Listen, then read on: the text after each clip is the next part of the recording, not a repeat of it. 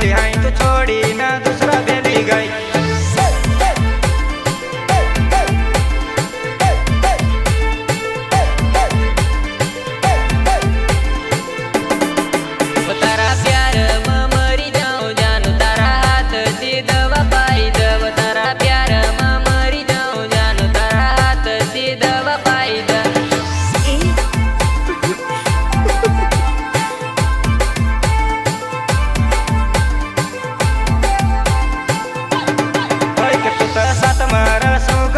कतली हाई तू छोड़ी ना दूसरा बेली गई। तू तो साथ मारा सू कही ना कतली हाई तू छोड़ी ना दूसरा बेली गई।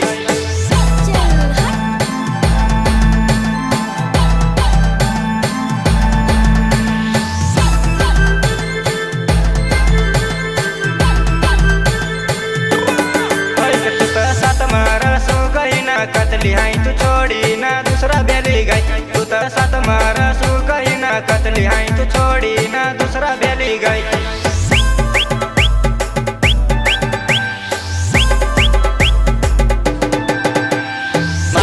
रिकॉर्डिंग स्टूडियो पटेल फलिया भगदड़ी। म्यूजिक डायरेक्टर मनसिंह भाई बघेल।